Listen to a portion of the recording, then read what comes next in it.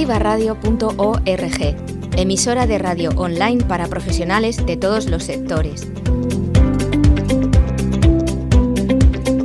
Anúnciese con su propia cuña publicitaria o bien póngase en nuestras manos para producir una nueva. Usted solo tendrá que decirnos qué quiere y délo por hecho.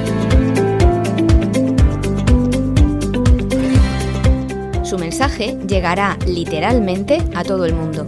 Anúnciese en activaradio.org.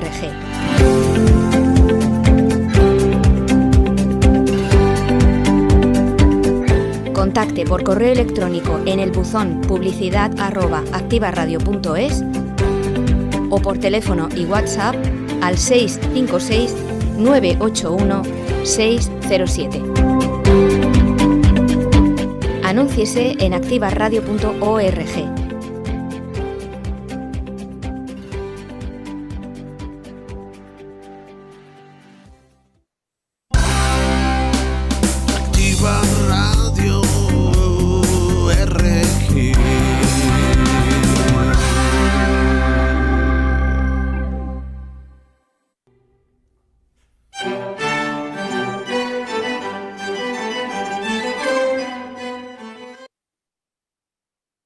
Buenas tardes, amigos, y bienvenidos, nautas, a bordo de la Victoria. Desde este portal iniciamos hoy una nueva singladura por Internet para todos los amantes del mar, de la historia de la navegación, de las grandes gestas náuticas y de todo lo que tenga interés y sea noticia en el mundo náutico. A bordo de la Victoria se emite en directo los miércoles a las 6 de la tarde y os lo podéis descargar vía podcast o Internet. Hoy, 10 de febrero, vamos a conocer una de las grandes figuras de la historia, a Hernán Cortés, un gran estratega y protagonista de una gran gesta, la conquista de México y la promoción de expediciones navales. Para conocer la figura de Hernán Cortés, contamos hoy con la inestimable colaboración del capitán de navío retirado, don José María Blanco, que durante su carrera mandó el Dragamina Sil, la corbeta Diana, la fragata Cataluña, el buque de aprovisionamiento Patiño. Es especialista en comunicaciones, diplomado en guerra naval, investigación militar, operativa, con altos estudios internacionales. Estuvo 3 años destinado en el cuartel general de la OTAN, pasó a ser secretario general de la Comisión Española de Historia Militar, perteneció a la comisión organizadora de los 200 aniversarios del combate de Trafalgar y del bicentenario de la Guerra de Independencia. Ha participado en decenas de congresos de historia militar y naval, posee condecoraciones militares, nacionales, extranjeras, ha publicado obras individuales, otras colectivas, es académico correspondiente de la Real Academia de la Historia y numerario de la Academia de las Ciencias y las Artes Militares y de la Real de la Mar, de la cual es secretario general, es miembro asociado de la Academia de la Marina de Portugal y de la Junta Directiva del Comité Español de Ciencias Históricas, de la Real Liga Naval Española, de la Asamblea Amistosa Literaria y de la Asociación de la Carta de Juan de la Cosa. Buenas tardes, don José María. ¿Toda una vida entregada a la Armada y a la historia? ¿Perdona? Un largo currículum, digo, toda una vida entregada a la Armada y a la historia. El currículum está muy cerca de la esquela, es el problema. No puede ser así, todavía nos tiene que dar grandes glorias y grandes escritos. Cuando tienes mucho currículum, mala cosa. Bueno, pero necesitamos gente como usted para ver si somos capaces desde este modesto portal de ir lavando un poco esa historia negra que tenemos horrorosa, que somos la que menos lo conocemos y que hicimos siempre muy mal marketing durante todos estos años. Pues ahora pasamos a continuación. Bueno, vamos también a presentar a un colaborador habitual, a Pepe Solá, es un gran amigo, un buen navegante, es presidente de ACNI, la Asociación de Amigos de los Grandes Navegantes y Exploradores Españoles. Es navegante, es armador del PROS, un velero que ya hemos hablado en varias ocasiones, que ha iniciado una magnífica aventura, que es la de repetir el viaje de Juan Sebastián Elcano hace 500 años y que ahora mismo pues anda varado ya desde hace meses por ahí, por el Callao y bueno, anda desesperado. Buenas tardes, Pepe, ¿qué tal? Hola, Andrés, buenas tardes. Pues encantado de estar otra vez aquí con vosotros a bordo de la nave Victoria. Bueno, ¿tenemos alguna noticia de vuestra partida para allá, para aquellas aguas? A ver si podéis reiniciar el viaje o qué. Nada. Cada noticia que llega es prolongación de la prohibición de los vuelos al Perú y prolongación del estado del toque de queda. Ahora mismo hasta el 28 de febrero un toque de queda rigurosísimo en todo Lima y el Callao. Bueno, esperemos que esto se arregle. También quiero presentaros a otro colaborador habitual del programa, Enrique Fuster, que nos va a hacer un relato pues, de las facetas más importantes de la vida de Hernán Cortés. Buenas tardes, Enrique. ¿Qué tal estás? Muy buenas tardes a todos. Muy bien, gracias. Pues bueno, pues no vamos a tardar más porque estamos locos por ampliarnos y por saber más de la figura de este hombre tan importante, Hernán Cortés, y vamos adelante. Cuando quieras, Enrique. Hernán Cortés, primer marqués del Valle de Oaxaca, fue el conquistador español que a comienzos del siglo XVI lideró la conquista del Imperio Azteca en América Central. Guiado por su determinación, intuición militar y diplomática, con pocos hombres y escasos medios, en poco más de 2 años consiguió reducir al dominio español el vasto Imperio Azteca, cuya población se estima en 15 millones de personas. Fue hijo único de un hidalgo extremeño, Martín Cortés, y de Catalina Pizarro y Altamirano. Hernán Cortés era pariente lejano de Francisco Pizarro, que habría de conquistar el imperio inca. Como otros hidalgos, el padre de Cortés lo envió a los 14 años a estudiar leyes en Salamanca, ciudad que abandonó 2 años más tarde, movido por su afán de aventuras. Estos estudios preparatorios y los conocimientos prácticos de la ley que adquirió en su aprendizaje con un escribano en Valladolid han dado pie al mito de que Cortés cursó leyes en la Universidad de Salamanca. Sin embargo, lo cierto es que en 1504 se embarcó rumbo a las Indias, recién descubiertas por Cristóbal Colón, donde se estableció primero como escribano y después como terrateniente en Santo Domingo, ciudad principal de la Española. En 1511 participó en la expedición a Cuba como secretario del gobernador Diego Velázquez de Cuéllar. Tras casarse con la cuñada de este, fue nombrado alcalde de la nueva ciudad de Santiago. En 1518, Velázquez puso a Hernán Cortés al mando de una expedición a Yucatán. No obstante, la desconfianza que el gobernador sentía por Cortés, a quien había encarcelado en una ocasión acusado de traición, hizo que le relevasen antes de su partida. Advertido de su destitución y desoyendo órdenes, el 10 de febrero de 1519 Cortés se hizo a la mar con 11 naves y la flota abandonó las costas de Cuba. Aquella armada estaba integrada por 11 naves, con 518 infantes, 16 jinetes, 13 arcabuceros, 32 ballesteros, 110 marineros y unos 200 indios y negros como auxiliares de tropa. Llevaban además 32 caballos, 10 cañones de bronce y 4 falconetes. El primer contacto con las civilizaciones mesoamericanas tuvo lugar en la isla de Cozumel, un importante puerto naviero y centro religioso maya que formaba parte de la jurisdicción de Ecab y donde se encontraba el santuario dedicado a Ixchel, diosa de la fertilidad.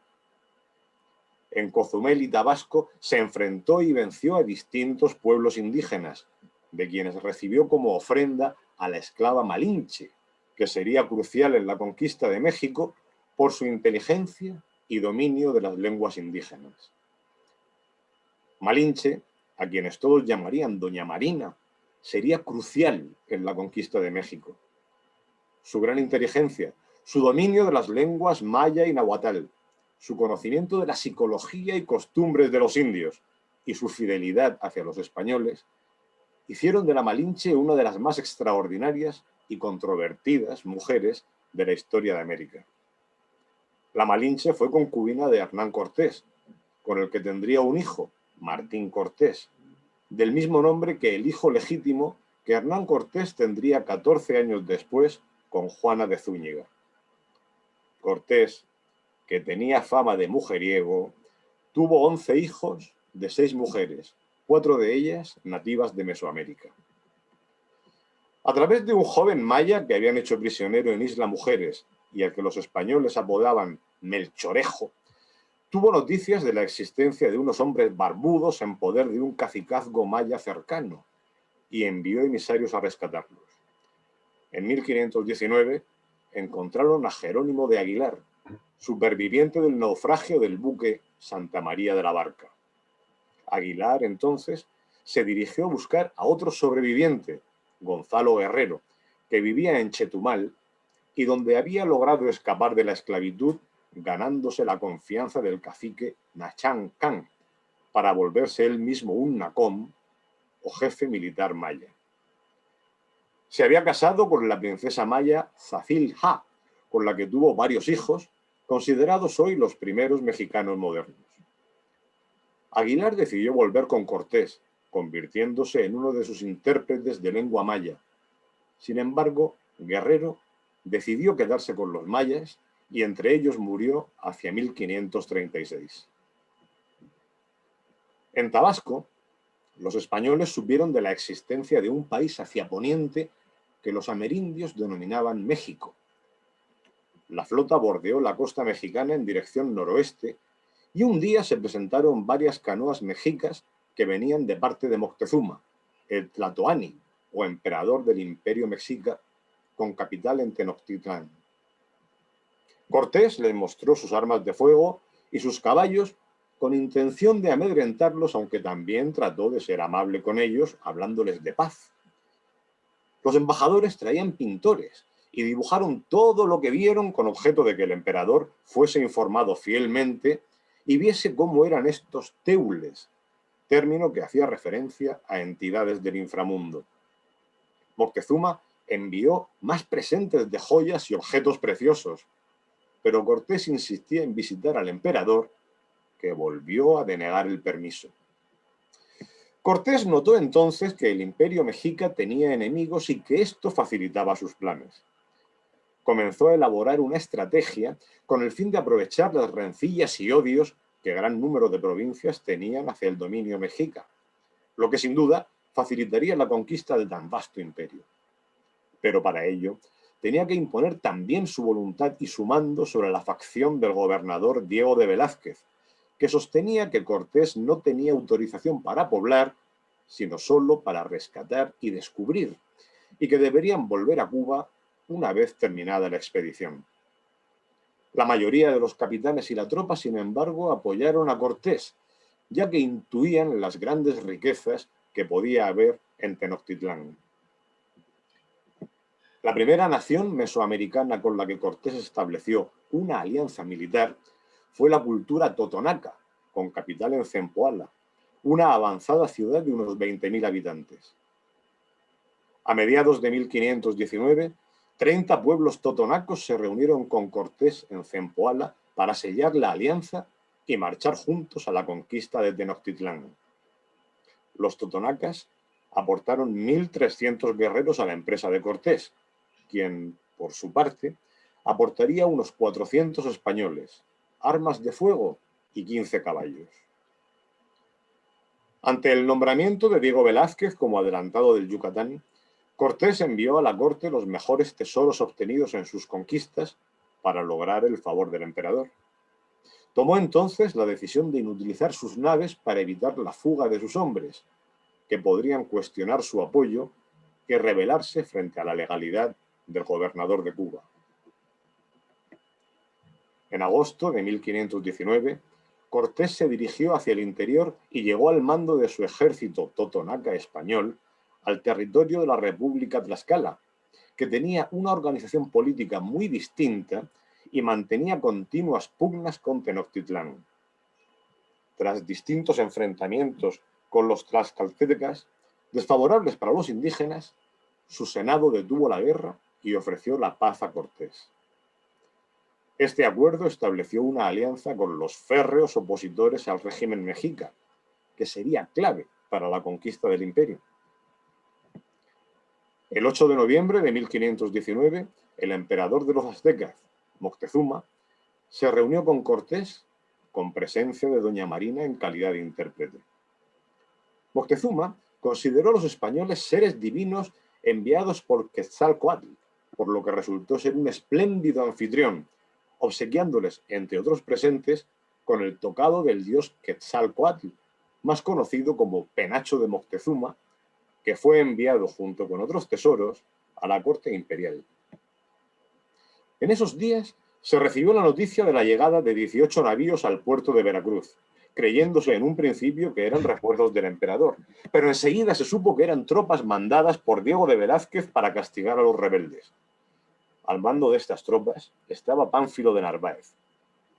Para colmo, pusieron sobre aviso a Moctezuma de que Cortés era un rebelde a su rey y que si podía, lo matase. Así que Cortés no tuvo más remedio que dejar una guarnición de poco más de un centenar de españoles en Tenochtitlán al mando de Pedro de Alvarado, y él, con 300 españoles y varios cientos de indios, salió al encuentro de las tropas de Narváez. Cortés atacó el campamento enemigo en plena noche, derramando muy poca sangre y capturando a Narváez tan solo unos momentos después de haber entablado combate. Tras mostrar a los soldados los adornos de oro y de incitarlos a unírsele, la mayoría cambió de bando a favor de Cortés, que gracias a esto triplicó sus efectivos literalmente de la noche a la mañana. Por su parte, Narváez regresó por donde había venido, con unos pocos seguidores, mientras Cortés regresaba a Tenochtitlán, encontrando una fuerte agitación entre los indígenas y los castellanos por los abusos y saqueos cometidos por Pedro de Alvarado, que se había rebelado contra sus gobernantes. Para apaciguar la situación, tomaron preso a Moctezuma forzándole a pacificar a su pueblo con el fin de que dejase salir a los españoles de la ciudad. Sin embargo, lo único que logró fue morir de una pedrada en la cabeza lanzada por los propios mexicas. Viéndose rodeados por una multitud de indígenas indignados, el 20 de junio de 1520, Cortés abandonó la ciudad apresuradamente, perdiendo un buen número de hombres en su huida y gran parte del tesoro que transportaban. Tras esta humillación, Cortés logró reorganizarse y con sus aliados tlaxcaltecas y la recuperación de sus naves inhabilitadas, pusieron sitio a la ciudad de Tenochtitlán y tras 75 días de frenética lucha, los mexicas fueron derrotados. Después de estos acontecimientos, Cortés comandó varias expediciones para conquistar las riquezas de las Ibueras, actual Honduras, y realizó distintas incursiones por tierra para explorar y conquistar el Yucatán o Guatemala, con la finalidad de ampliar los territorios de la corona con nuevas tierras y hacerse con productos valiosos. En 1522, Cortés obtuvo el título de gobernador y capitán general de Nueva España, nombre con el que se bautizó el territorio perteneciente a México, cargo que disfrutó hasta 1528. Tras su nombramiento en 1530 como capitán general y marqués del Valle de Oaxaca, Cortés dedicó 10 años a fomentar la agricultura y la ganadería y a armar expediciones al Golfo de California. En 1535 nació su único hijo legítimo, Martín Cortés, y en 1540 retorna a España para participar un año después en una incursión imperial sobre Argel con desastroso resultado, teniendo que hacer frente a una serie de acusaciones de las que, sin embargo, saldría absuelto. Cortés murió en 1547 en la localidad sevillana de Castilleja de la Cuesta. Nunca dejó de elevar reclamos y pedidos a su admirado emperador, Carlos I, que, sin embargo, jamás obtuvieron respuesta. Muchas gracias, Enrique, por tu relato. Bueno, don José María, este está claro que fue un gran estratega, un hombre con una capacidad y una inteligencia digna de destacar. ¿Podríamos decir que fue uno de los hombres más importantes de la historia de España? O del mundo. De la historia del mundo, porque no cabe duda que lo que hizo... Yo era jovencito y estaba estudiando, la Armada me mandó a París a estudiar y me compré la Historia Mundial de la Estrategia. Y me quedé verdaderamente desolado de ver que solo 3 españoles merecían un comentario en esa Historia Mundial de la Estrategia. El primero, Hernán Cortés. El segundo era el que detuvo a Tupac Amaru en el Perú, que ahora no me sale el nombre. Y el tercero eran unas pequeñas frases de Balmes, pero el que destaca y pone al mismo nivel que Alejandro Magno, que Napoleón, o que es Cortés, porque Cortés supo ser un político y un estratega. Aunó eso que ha dicho muy bien el presentador, que lo ha dicho estupendamente y clarísimo, a los que estaban subyugados por los aztecas y se alió con ellos contra los aztecas. Porque claro, con los 3 arcabuceros y los 500 soldados y las fuerzas que llevaba y los 23 caballos que fueron súper importantes, se sabe el nombre de los 23 caballos que llevó Cortés, pero sus dotes de estratega llegaban a dictar unas órdenes a sus soldados, dándose cuenta de eso que también ha dicho el presentador, de cómo penetraron en la psicología de aquellas razas diferentes que no se conocían. Por ejemplo, les decía, dormir con la armadura puesta. Imagínense en aquellas tierras muy cerca a las tropicales, con aquel calor, dormir con la armadura que pesaba una barbaridad. Pero decía, en cuanto vean que sois como ellos, irán a por vosotros, porque aquellos gente pues tomaron a los recién llegados casi como unos extraterrestres que venían con... Y luego brilló en la estrategia naval también, porque para hacer ese asalto a Tenochtitlán construyó una flotilla, él llamó de bergantines, eran más bien galeotas porque eran de remo y de vela, y supo atacar al enemigo por la retaguardia, o sea, llevar sus tropas a la retaguardia enemiga para desorganizarla y derrotarla completamente. Es decir, que brilló a una altura enorme. Yo estuve verdaderamente desesperado hace, no me acuerdo si fue 2 o 3 años, que la televisión española, un 12 de octubre, además, para Maras Inri, puso un documental de Hernán Cortés, que era un hombre que solo quería matar indios, acostarse con mujeres y beber vino, ¿no?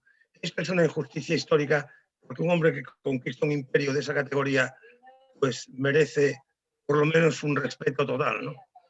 Y vuelvo a repetir que además él cuando llega allí le llama la Nueva España del Atlántico, porque aún no tienen una conciencia del nexo de unión que resulta ser México entre el Atlántico y la Mar del Sur, que ha descubierto en 1513 Vasco Núñez de Balboa. Pero inmediatamente que se asienta y que conquista el imperio, inmediatamente ordena construir astilleros en la zona del Pacífico y se lanza a la aventura del Pacífico. Por lo cual, todo esto en 10 minutos es muy difícil de decirlo todo, pero es importante, ¿no? Él va a ligar el Atlántico con la Mar del Sur, que ahora le llamamos el Pacífico,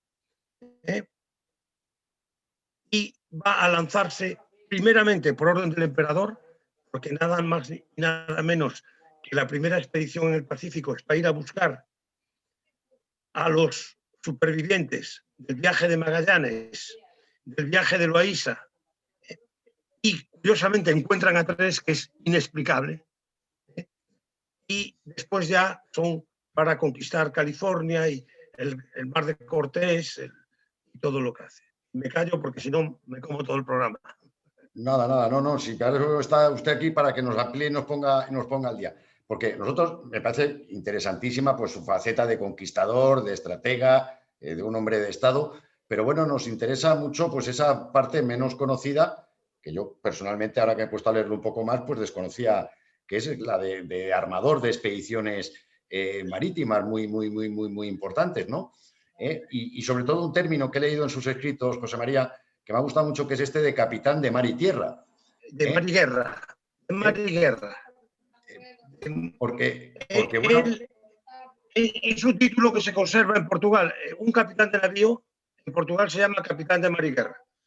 Porque es increíble una nación que conquista lo que conquistó. La profesión de marino puro estaba muy desprestigiada. Hay que llegar hasta el conde duque de Olivares para que los marinos empiecen a salir de la miseria. Los que mandaban eran los capitanes de guerra que se embarcaban en las expediciones, y por eso les llamaban capitanes de mar y guerra. Y ya el piloto podía decir lo que es que no, hoy no puedo observar, el capitán era el que mandaba, o me llevas a esto o te cuelgo de la antena del palo mayor, y aquí no hay más discusión.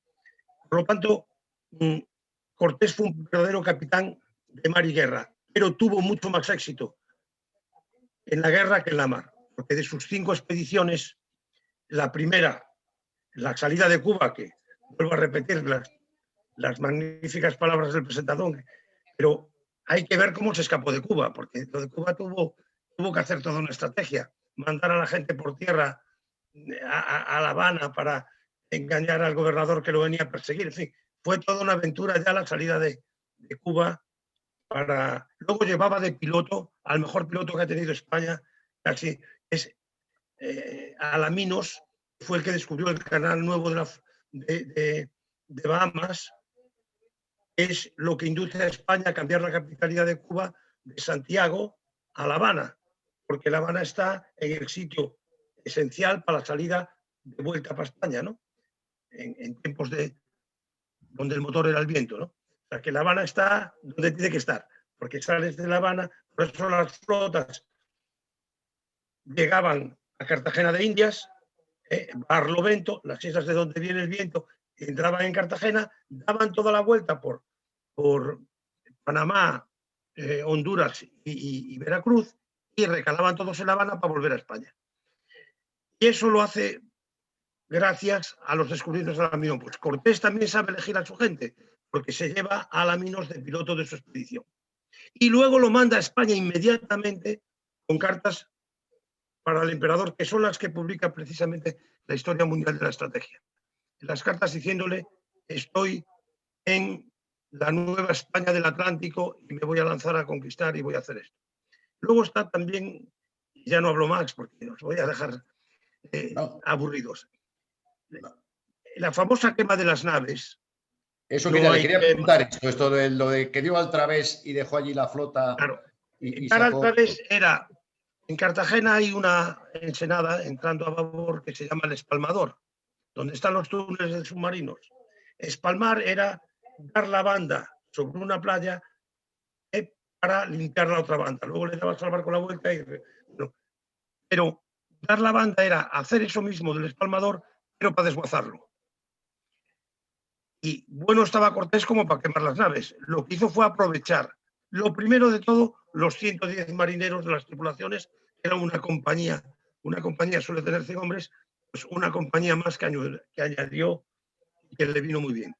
Y lo segundo, construir la ciudad rica de la Veracruz. No por nada se llamaba la ciudad de las tablas, porque se hizo con la tablazón de los navíos desguazados. Y el velamen sirvió para hacer los tejados. Es decir, era una especie de cobertizos. Y los primeros españoles que moraron en Veracruz se tapaban con las velas de los barcos de Hernán Cortés. Aprovechó absolutamente. Y luego aprovecha a lo que ha dicho también de cuando lo viene a aprender, ¿cómo se llama? El que viene, al que derrota a Cortés en Don Enrique, dime el nombre. Alvarado, pues aprovecha a las dotaciones de Alvarado y aprovecha todo lo que traen los barcos de Alvarado. O sea, y después apresaron también a muchos barcos que mandaba desde Cuba el gobernador y los cazaban para seguir supliendo de víveres y de materiales y de pólvora. Por lo tanto, tocó todos los palos que había que tocar. O sea, que podemos decir que la primera expedición náutica que comandó pues fue esa de La Habana, claro, a Cozumel, ¿no? A Yucatán. Claro. Bueno, hemos ya seguido un poco luego toda la costa mexicana del Atlántico que va descubriendo hasta que ya se va metiendo al interior. Pues bueno, 1521 asalta ya la ciudad por tierra y bueno, y haciendo también ahí unos barcos para atacarles en el lago y no depender solo de la tierra, ¿no? Eso fue espectacular, porque además se conoce el nombre del carpintero que los diseñó y los construyó, dónde talaron la madera, los indios que tuvo que organizar para llevar a rastras sobre maderos los barcos hasta el lago. En fin, es una aventura espectacular. Y además, cómo organizó esa flotilla, porque él no era un un marino ni un militar de formación. La prueba que muchos autores hablan del civil Hernán Cortés, ¿no? Pero es un civil que rápidamente asume todas las competencias de un general con mando en plaza y lo hace estupendamente. Y, por otra parte, hace también general en la mar. Y se nombra un almirante. Entonces, en aquellos tiempos, el almirante era el segundo en el mando de una flota o de una armada, ¿no? El que mandaba la armada se llamaba el capitán general de la armada y el que iba a retaguardia se llamaba el almirante. Pues Cortés se nombra un almirante, yo soy el capitán general y habrá un almirante que será mi segundo en las cuestiones de la mar.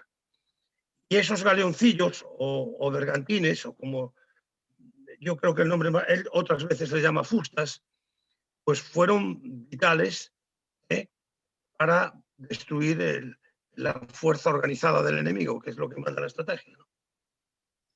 Pepe, creo que querías hacer alguna... Sí, José María, yo quería hacerte una pregunta. Bueno, has apuntado efectivamente las actividades, las expediciones de Cortés por el Mar del Sur, por el actual Pacífico. Efectivamente, las andanzas de Cortés por tierra firme, por el actual México, son más o menos conocidas, pero muy poco conocidas. Efectivamente, esas expediciones que montó Cortés para ver si tenía noticias de Espinosa, de la actividad, esa que es la había primera. desaparecido, no se sabía nada desde hacía 6 años de ella, y después de las de Loaiza y Caboto. Eso es.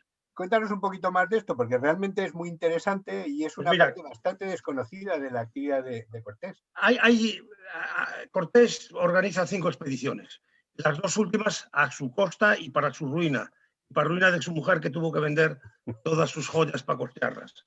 La primera fue la expedición de Álvaro de Saavedra y Cerón, que es entre el 31 de octubre del 27 y el 8 de diciembre del 29.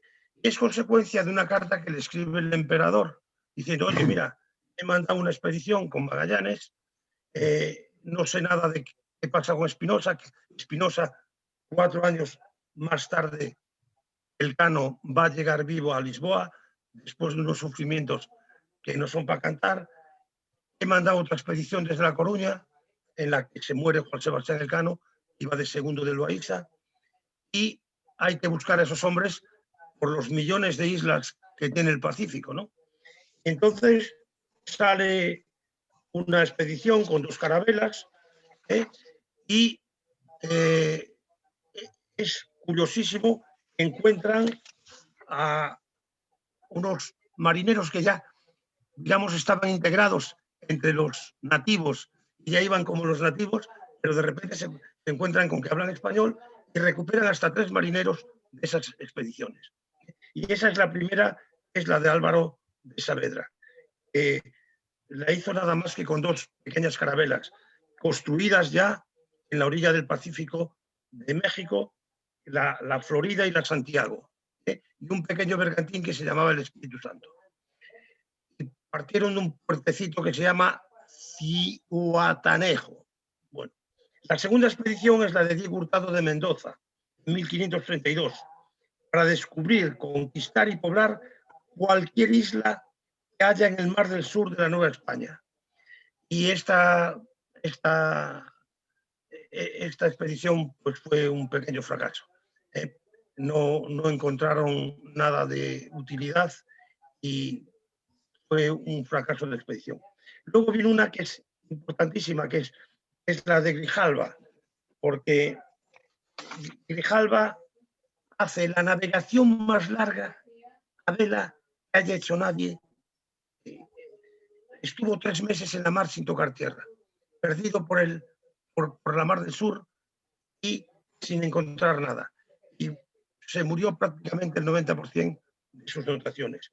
Y luego llega la expedición, el propio Cortés se embarca y es cuando descubre la bahía de Santa Cruz en California, y por eso el mar interno de California se llama el Mar de Cortés. Hace un asentamiento que le llama el Puerto de la Paz, no consigue comida y que le abastezcan de provisiones normalmente. Su mujer manda un auxilio con un barco y gastándose su dinero, y aquello termina también, como dicen en Andalucía, muy malamente.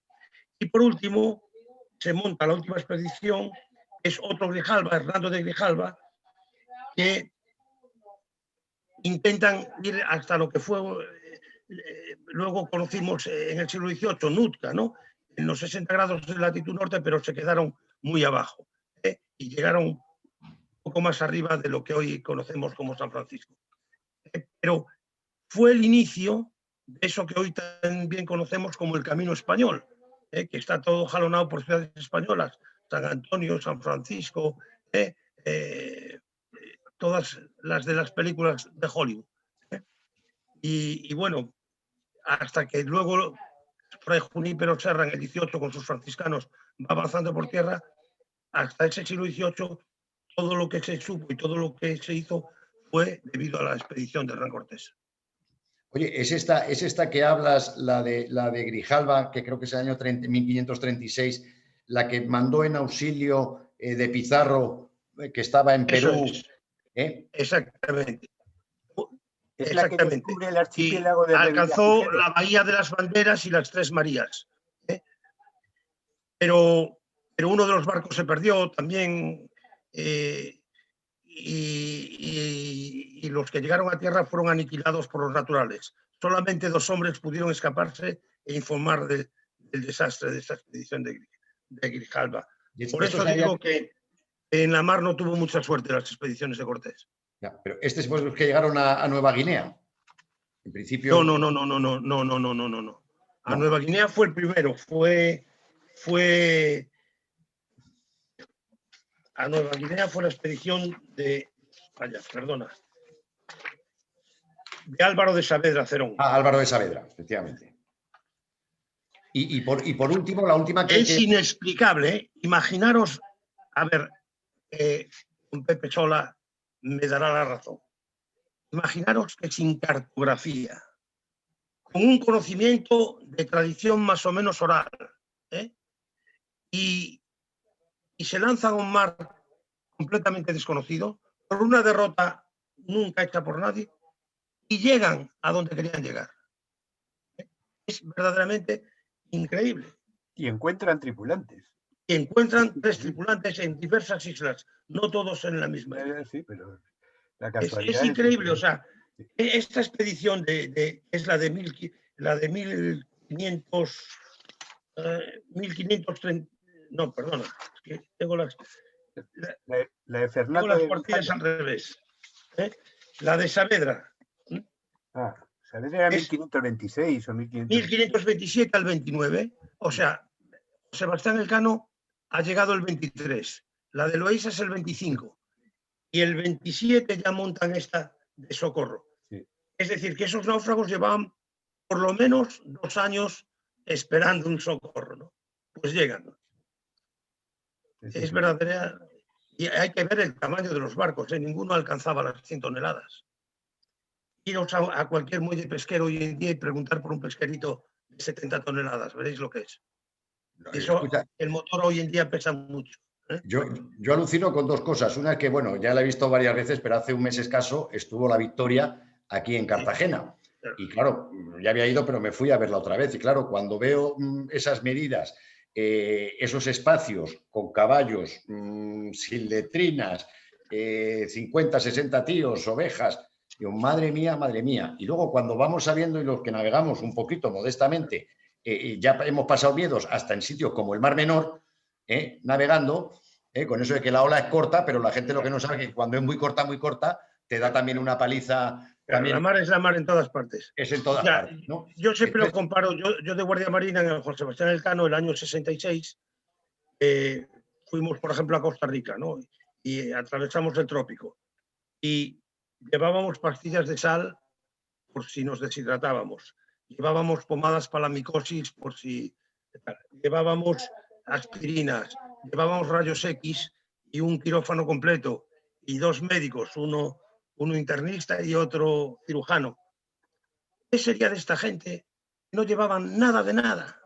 Entonces un día le pregunté a un doctor en medicina cómo era la capacidad de sufrimiento de esta gente. Y él me contestó, mira Pepe, eso no existe. Lo que se lo que medimos los médicos es el umbral del dolor. Es decir, tú hoy tienes un umbral del dolor bajísimo, porque en cuanto tienes una jaqueca, tomas una aspirina, un ibuprofeno, un paracetamol y punto.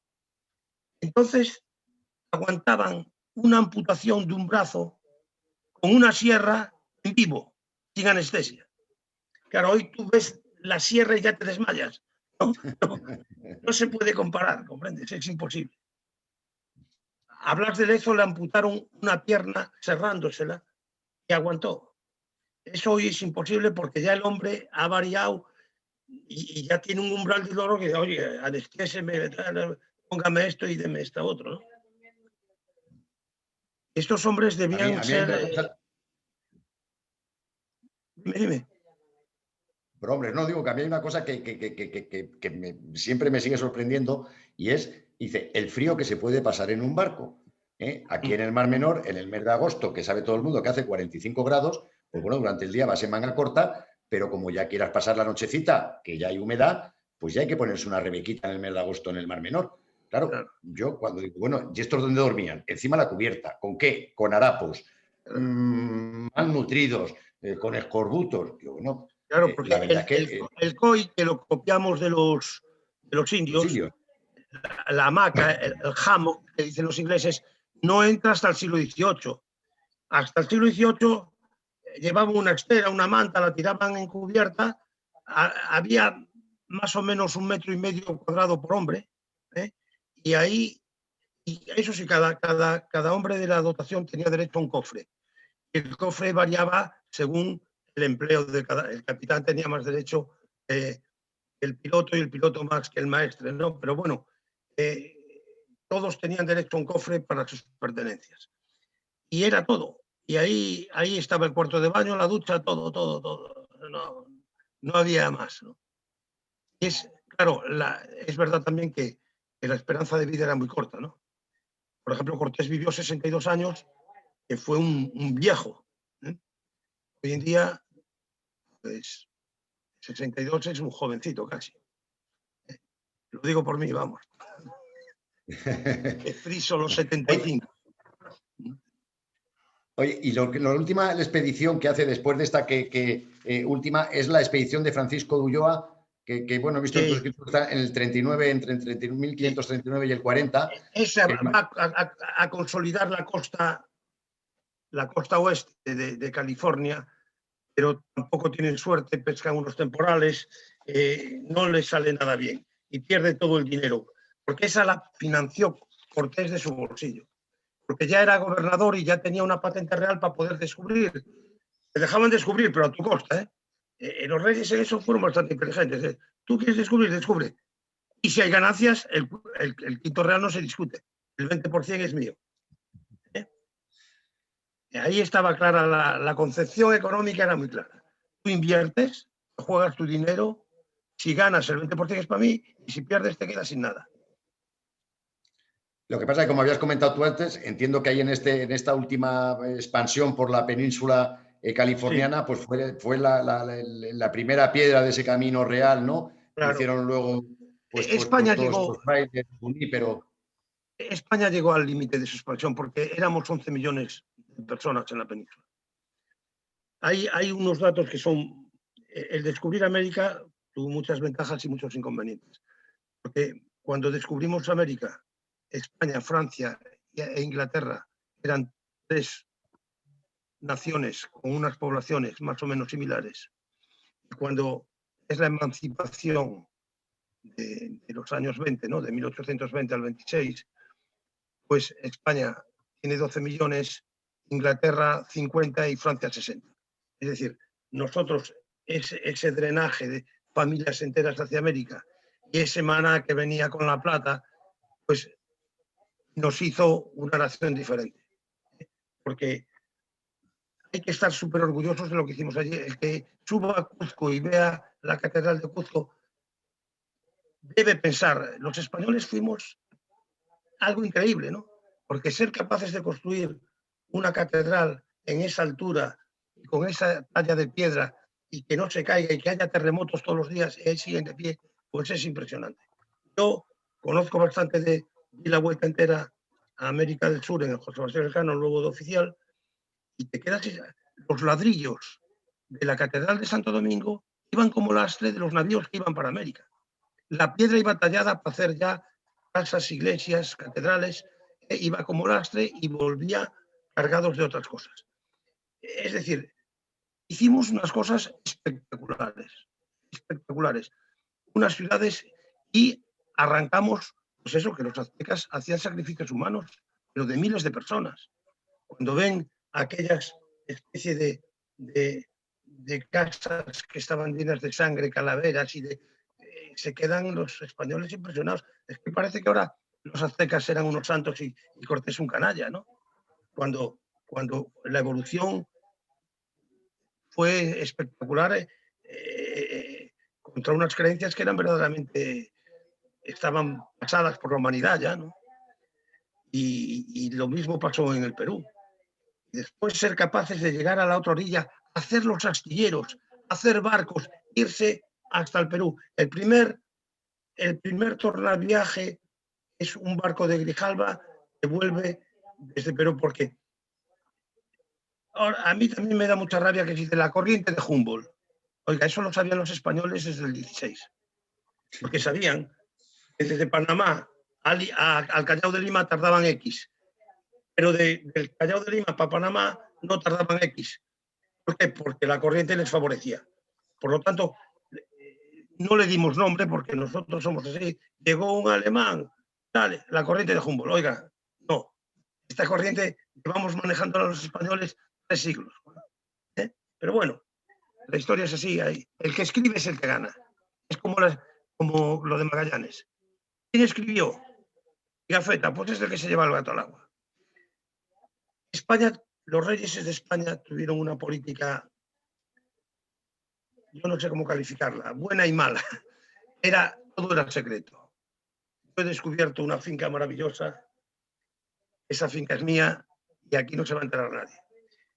Otros reyes que se pusieron, como dijo el rey de Francia, yo también quiero ser parte del testamento de Adán, es esto de que Portugal y España digan medio mundo para mí y medio mundo para ti, y que el Papa lo corrobore en una bula pontificia, pues eso hizo que en la casa de contratación en Sevilla hubiese una cosa que se llamaba el Padrón Real. Toda la cartografía americana, todo estaba bajo 7 llaves. Sin embargo, Inglaterra y Francia estimulaban los libros de aventuras, los libros de descubrimientos, los libros de sus navegantes, para que la juventud se lanzase al mar y se lanzase a buscar esas cosas. Y Gafeta, ¿por qué no se publica? Al primero que le entrega su famosa memoria es al emperador. Sin embargo, se publica en Alemania, ¿no? Y todo esto hay que considerarlo, es muy largo. Y bueno, indudablemente, pues estuvimos 3 siglos con un imperio y después aún aguantamos un siglo más con Cuba y con Puerto Rico y con Filipinas. Y bueno, pues no solo eso. Empezó Cortés.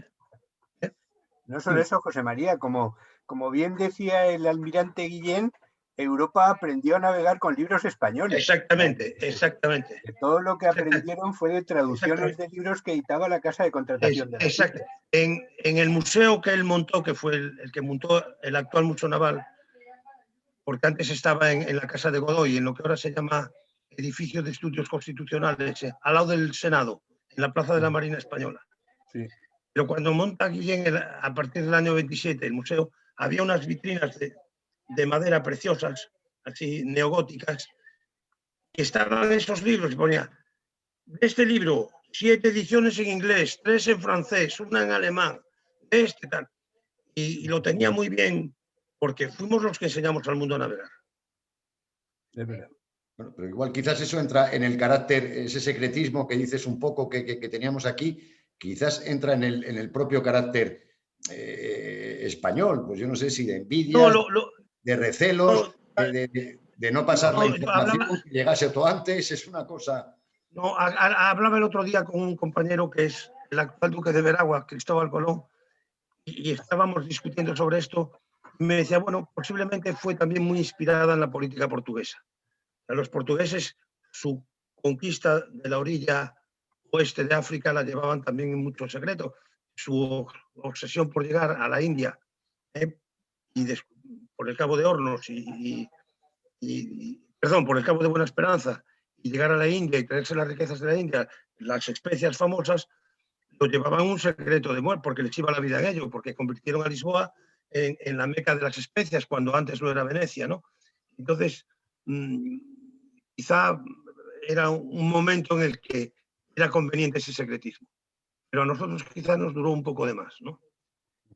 Y bueno, luego por otra parte, también es contradictorio porque nuestros reyes regalaban por ejemplo, al cardenal que vino a casar a Carlos V con Isabel de Portugal, pues le regalaron la mejor carta del Nuevo Mundo que tenían. Es un tesoro que hoy, para verla, te tienes que ir a Turín, a la biblioteca de Turín, a verla, ¿no?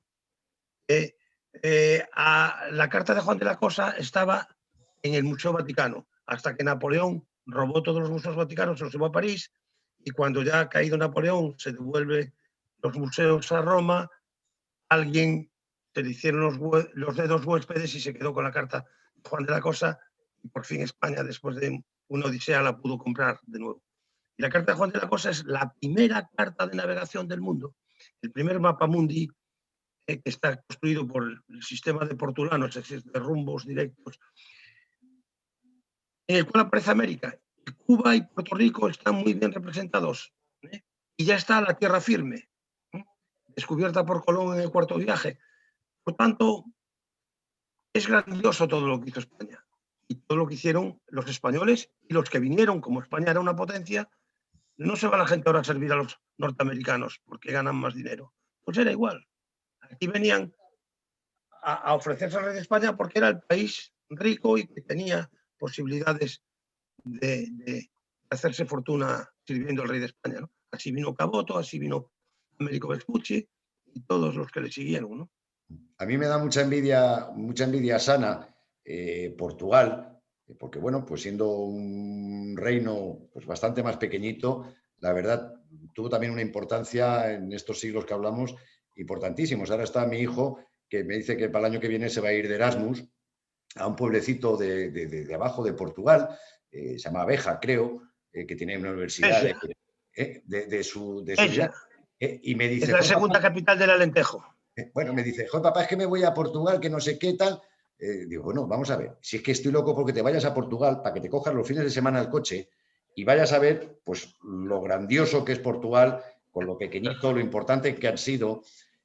Siempre además tenemos un amigo, el amigo Vallespín, un poco que siempre dice, bueno, pues es que los portugueses pues eran españoles, porque al final pues era la corona de Portugal con otra lengua, Claro, igual que había la corona de Aragón, la corona Aragón, de Castilla.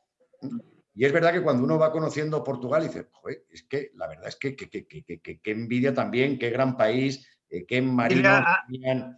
Claro. Ahí en Bella, nada más entrar en el pueblo, tu hijo verá una logia florentina exactamente igual que las puedes ver en Italia. ¿Sí? Una logia de arcadas, porque era un país que cuando fue rico, hay que ver lo que es los Jerónimos de Lisboa, ¿no? O la Cianella de Tomar, hecha con estatuas esculpidas en la piedra, ¿no? De los navíos.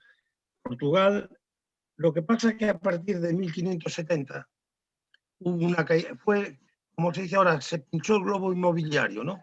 Bueno, pues en 1560, 70 por ahí, se pinchó el globo de la especiería. Hubo tal especulación con las especias que de repente el sistema se vino abajo y Portugal es, no por casualidad, es cuando Felipe II va a entrar en Portugal, porque lo llaman los portugueses para que pague la ruina de Portugal, porque después de Mazalquivir la nobleza portuguesa estaba detenida en Marruecos y los marroquíes pedían rescate, ¿no? Y había, una de las cosas que hizo Felipe II fue poner el dinero para rescatar a la nobleza portuguesa. O sea que todo está implicado en la historia. hay que ver.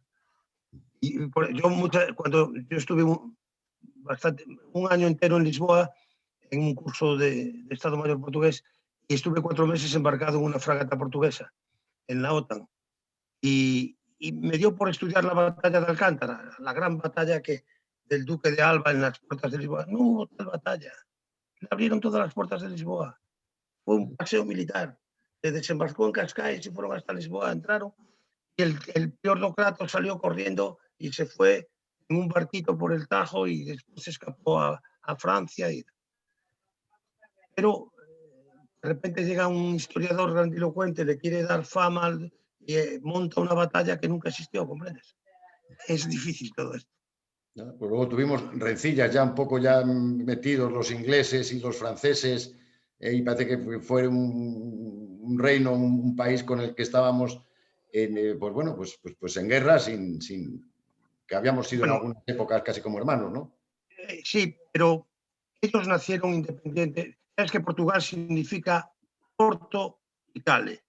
O sea, la ciudad de Porto, el puerto, y enfrente está lo que ahora se llama Vilanova de Gaia, donde están todas las bodegas de Oporto, era Gaia, era Cale en latín. Entonces, el Alfonso VII de León, el que quiso ser el emperador del Sacro Romano Imperio, para ser emperador tenía que mandar en reyes y convirtió los ducados en reinos para decir que yo tengo tantos reyes súbditos, y hace de los ducados de Porto y de Cale el de Portugal, con una particularidad, que ahí va a entrar la ciudad de Braga, que es la rival a muerte de Santiago de Compostela, por ganarse la primacía de España, que luego no es ni para una ni para otra, va a ser para Toledo. Pero los portugueses hicieron su espíritu nacional a base de la lucha de Braga contra Santiago, y empezaron la reconquista. Se equivocó don Alfonso Enríquez, después de crear Portugal, atacando a Galicia, que fue una metedura de pata estratégica, y la tercera cruzada tuvo la suerte que dijeron: qué tontería de ir hasta Jerusalén, si tenemos aquí Lisboa, que es infiel igual que Jerusalén, y son la segunda o tercera cruzada la que conquista Lisboa y ya se traslada allí la capital. Pero fueron siempre desde el principio muy fieros de su independencia. Y cuando llaman a Felipe II, vuelvo a repetir, es porque estaban arruinados. Estaban arruinados.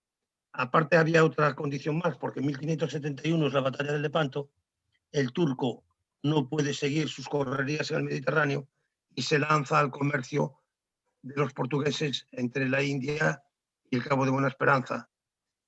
Y Portugal sufre una barbaridad de esa piratería turca, era la típica del Mediterráneo, que nosotros padecimos hasta 1785, nada menos, ¿no? Y bueno, pues todo eso hizo que nos uniésemos. ¿Y la desunión por qué vino? Vino financiada por Inglaterra y Francia, ¿no? Divide y vencerás. O sea, los franceses mandaron sus compañías blancas a Portugal, que son las que ganan la batalla de los Montes Claros, y está clarísimo. Ya en Aljubarrota, los que verdaderamente ganan son los arqueros de Lancaster, porque los arqueros de Lancaster vienen con unos arcos que eran capaces de apuntar al espacio que hay entre la gola y el peto de la coraza, y se cargaron a la caballería pesada castellana, iban con unas corazas terribles, unos caballos también acorazados, y se la diezmaron allí. Pero bueno, ya estamos saliéndonos del tema. Bueno, no, yo siempre lo digo, que es que hemos hecho siempre, nos han adelantado los ingleses, los franceses y hasta los italianos. No, perdona que te corrija, nos adelantamos nosotros. No, digo que nosotros. Que no me habéis dejado terminar, que nos han adelantado en el marketing, el saber la historia, y nosotros lo hemos hecho muy mal. Si yo soy de los que sé que como nación como esta ha habido y hay muy pocas, y por eso vienen aquí incluso para vivir, pero que hemos vendido muy mal nuestra historia, que hemos tenido buenos escribas, buenos escribientes, mucha cultura, y nadie ha sabido escribir la historia o saberla poner en su sitio durante muchos años. Esa es la pena de...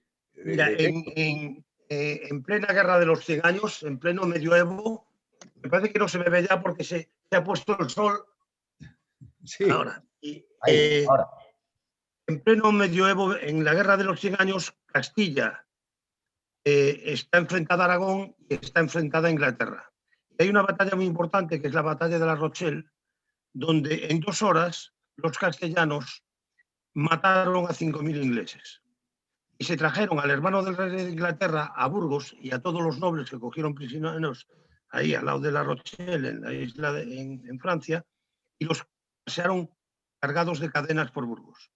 Y la explotación del éxito consistió en que una armada de galeras mandada por Tobar se fue al Támesis y quemó todos los arrabales de Londres, que es lo que se conoce como la batalla de Winchelsea. Quiero decir con esto que ¿quiénes empezaron? Empezamos nosotros.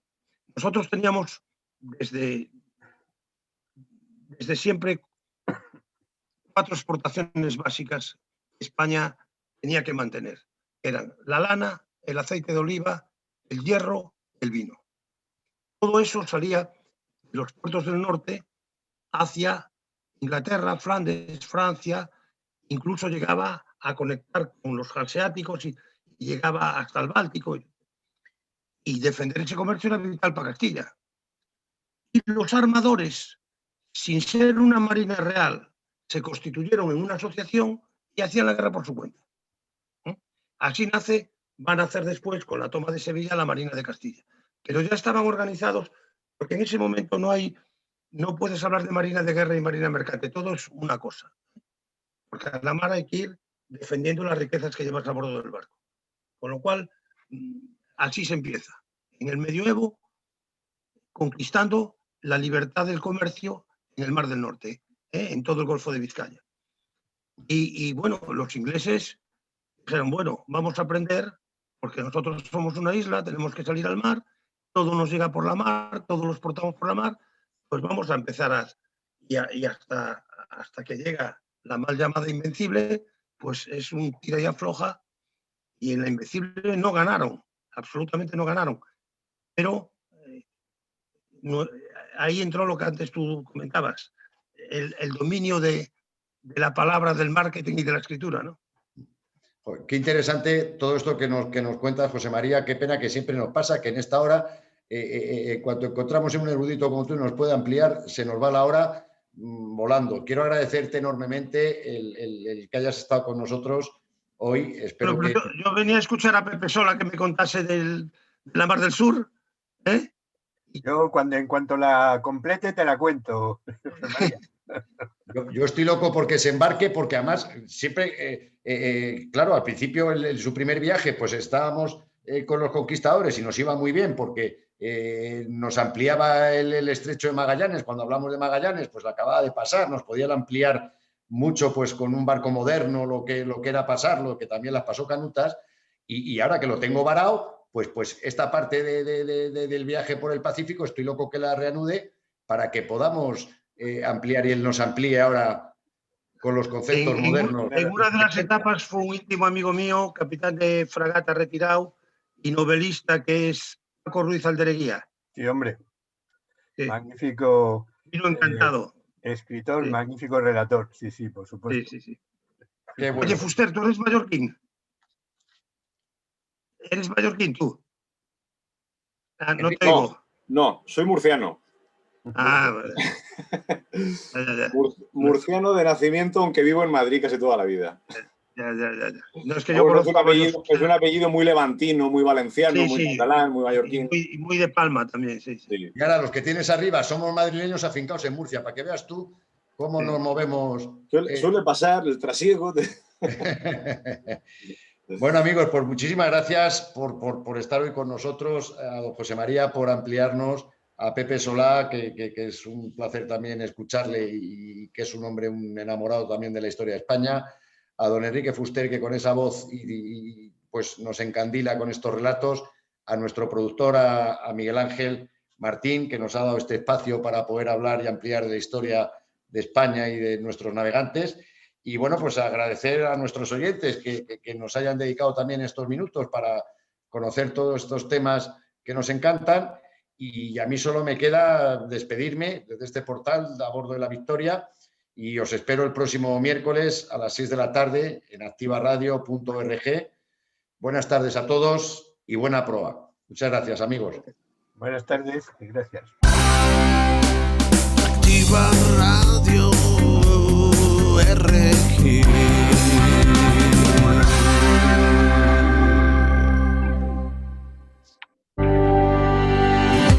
capitalradio.org, emisora de radio online para profesionales de todos los sectores.